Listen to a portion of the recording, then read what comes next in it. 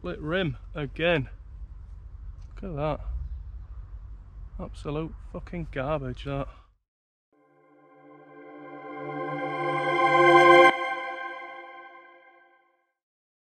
Now then guys, my name's Bob and you're watching Range 23, and today we've got a little video for all you absolute heroes out there that shoot WMR.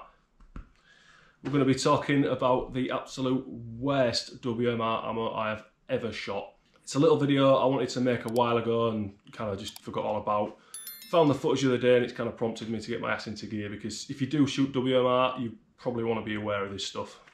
So what ammunition are we actually going to be talking about today? Well, it's this Magnum SP Fieldline by RWS. They make this in two flavours. They make a full metal jacket round and what we have here, which is the lead soft point. RWS advertised this as having a muzzle velocity of 1950 feet per second thereabouts with a 40 grain projectile. So that gives it about just shy of 340 foot-pounds. So it's getting on up there for a WMR if those figures are to be believed. But it's no good talking the talk if you can't walk the walk.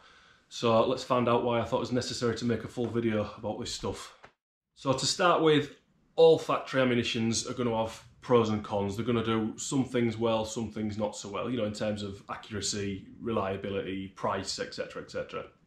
You know, there's usually a compromise to make with ammunition like that. But what makes this RWS ammunition unique is that it seems to perform poorly in every category. It's quite expensive for WMR. It's kind of up there at the higher end of the price spectrum. It's pretty inaccurate. It's horrendously unreliable. And to be honest, I just think it's downright dangerous. So before we get into the reasons behind that opinion, let's just take a look at it running in my Kel-Tec CMR30. Just going to give this RWS Magnum SP Fieldline a test. My AR hates that shit. See how the Kel-Tec does with it. A few rounds loaded up. Chamber's okay. Dead trigger. Empty chamber.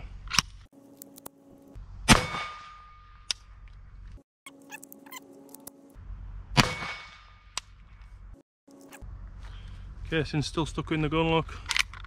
Okay, some more Magnum SP Fieldline. Shit for you to try. A full magazine of that stuff.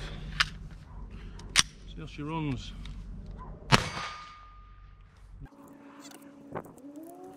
Stuck case there, look in the chamber.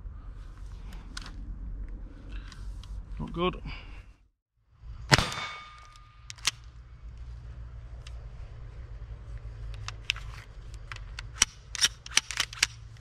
Jesus fuck. So you can see there's lots of malfunctions, but that is kind of par for the course with this ammunition. You know, you've got failures to extract, failures to eject, failures to fully cycle the action, and lots of stuck cases that you cannot extract from that chamber. You have to physically rod them out or get like Leatherman on them or something to pull them out of the chamber. So you might sit there and say, well, that's just a problem with your gun doesn't like the ammunition, and that's a fair comment, but I've run this ammunition in 3 separate rifles so far, and every one of them has performed exactly the same with it. In fact, if anything, the Kel-Tec actually ran slightly better than the 2 AR-15s I run it in. With the Kel-Tec, I'd get, you know, maybe 3, 4, maybe even 5 shots off before having a malfunction. Whereas with the ARs, I was kind of lucky to get 2, maybe 3 before having a stuck case, something like that. And yes, that is kind of the level we're talking about. I'd say I've fired 800 rounds of this stuff so far through them 3 different guns. And I'd say you're maybe looking at a 20–25% kind of success rate with it, where it fully cycles the action, fully extracts, ejects, resets the hammer, you know, does everything it's supposed to do, and the other kind of 80–75% of the time you will get some kind of malfunction with it.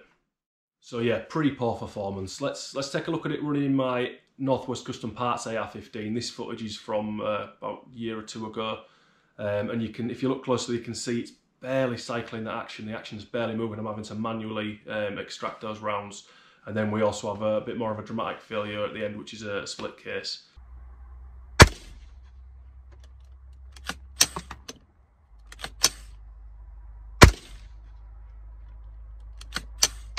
Absolute garbage, this. Ooh.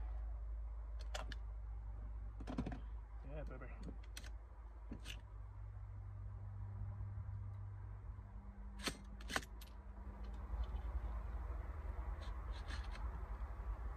Oh, it's even blown the case out. Blown the rim of the case out, look. Crap. Really bad stuff. So that kind of brings me on to my next point about this ammunition and why I think it's, personally, I think it's dangerous.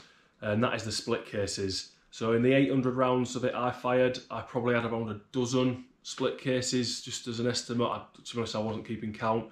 But it was quite a fairly regular occurrence, and that failure rate is just absolutely unacceptable. When you consider I've shot in the last few years well in excess of 10,000 rounds of WMR through multiple different guns from loads of different manufacturers. We're talking dozens of different bullet types, and in all them rounds I've only ever had 2 failures that have ruptured the case. The first one was on my Keltec CMR 30. I went to drop the bolt to chamber a round, and as soon as the bolt started stripping the round, it detonated it out of battery in the top of the magazine. It blew the case out, blew all brass everywhere and that. Really strange malfunction, never had it happen since, not sure what the issue was. It was possibly, I'd maybe loaded the mag badly and the round was stuck or whatever, I don't know. Strange one, never happened since. And the second malfunction was this absolute peach with the Guncraft. This was shooting a Federal 40 grain, and it was maybe just a bad round, maybe it was overprimed or overcharged or whatever, or maybe just a weak rim, sorry. But whatever the cause, it was a bit more of a spectacular malfunction, and it blew the extractor clean out the gun. Possibly still airborne right now, maybe, we'll never know. But the point is, in all them thousands and thousands of rounds, I've only ever had 2 failures which have ruptured a case. And to go from that to then having around a dozen in just 800 rounds is, I think, completely unacceptable. Luckily, none of the malfunctions I had caused any real damage to me or the guns. I was always in a fairly standard shooting position, so it kind of vented the gas out to the side. But imagine if you was using a 45-degree offset or something like that, it puts the ejection port right in line with your face there. Or imagine you're a lefty, sickening, I know, but imagine you're a lefty, you've got the port right there in your face as well, so you're going to take that full load in your face, so to speak. Now, you might think that maybe I just had a bad batch of this ammunition, and yeah, that's a fair comment. I've thought the same myself, but I've since spoke to a few other people who've shot this stuff, and they've all reported the same inconsistencies I have. Bad accuracy, strange recoil impulse, weak recoil impulse, and lots and lots of stuck cases as well. So it seems it's kind of just an issue with the ammunition. And don't think this is just me dunking on RWS, because I'm not at all. I've used their 22 long rifle stuff for a couple of years and it's been spot on, no problem with it. It's just this 22 Magnum stuff is garbage. So, you know, I bought it a couple of years ago. Hopefully they've maybe fixed some issues with it. I don't know. I've not seen a great deal of it knocking about. If I do, I might pick up a box and give it another go, but I certainly won't be buying it in any great quantity. And to be honest, yeah, I'd advise you guys stay away from it as well.